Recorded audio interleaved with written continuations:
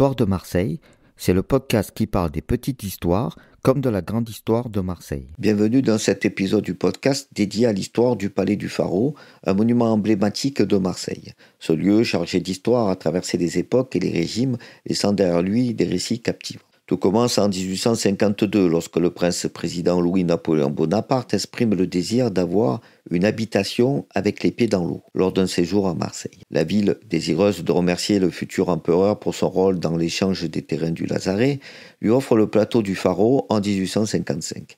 Ce site, à l'époque, est un défi avec des terrains escarpés et une accessibilité limitée par la mer. La construction du palais est lancée en 1858. L'empereur voulait une demeure à l'image du château de Biarritz de l'impératrice Eugénie. Cependant, les travaux dépassent les estimations initiales en raison de l'envergure du bâtiment, de ses caves plus étendues qu'à Biarritz et de la richesse des décorations extérieures. L'architecte Samuel Vaucher est d'abord chargé du projet, puis il sera remplacé plus tard par Henri-Jacques Espérandieu, l'architecte de Notre-Dame de la Garde. Les plans initiaux sont également modifiés par l'architecte Hector Martin Le Fuel. Malgré ces défis, le palais commence à prendre forme. Il est construit en pierre, contrairement à la brique utilisée à Biarritz. La structure en forme de U est pensée pour se protéger du Mistral. Les façades présentent des baies en plein cintre au rez-de-chaussée et des fenêtres arquées aux étages, ornées de guirlandes et de coquilles. On y retrouve aussi les armes de la ville de Marseille sur le fronton triangulaire. La révolution de 1870 vient perturber les plans. Le palais est à peine terminé quand les insignes napoléoniens sont détruits par la foule en colère. Napoléon III ne verra jamais son palais, décédant 2 ans plus tard sans l'avoir jamais occupé. La construction aura coûté près de 1 500 000 francs de l'époque. Après la mort de Napoléon III, le palais est rendu à l'impératrice Eugénie. Cependant, la ville de Marseille la lui dispute. Un long procès s'ensuit, mais c'est finalement l'impératrice qui s'en sort victorieuse. Pourtant, elle décide d'offrir le palais à la ville de Marseille. En 1904, le palais du Pharaon est transformé en école de médecine, plus précisément l'école d'application du service de santé des troupes coloniales, qui deviendra l'institut de médecine tropicale du service de santé des armées.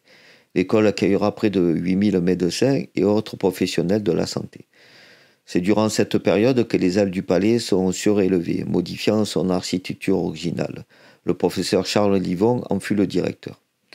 Parmi les figures marquantes liées à l'histoire médicale du Pharaon, on trouve aussi le colonel Eugène Jameau, qui a combattu la maladie du sommeil en Afrique, et le docteur Paul-Louis Simon, connu pour sa découverte du rôle de la puce du rat dans la transmission de la peste. Aujourd'hui, le palais du Pharaon est un centre de congrès international.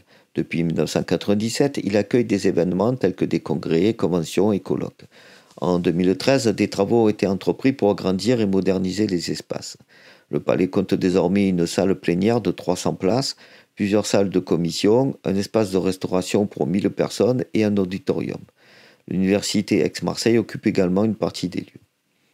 Le palais du Pharaon est également entouré d'un jardin public de 5,7 hectares, nommé Jardin Émile Duclos, en hommage au scientifique qui a succédé à Pasteur à la tête de l'institut du même nom. Le palais du Pharaon est bien plus qu'un simple bâtiment. C'est un témoin de l'histoire de Marseille, de l'Empire à la République, en passant par son rôle dans la médecine coloniale. C'est aujourd'hui un lieu de travail et d'échange ouvert sur la mer et tourné vers l'avenir.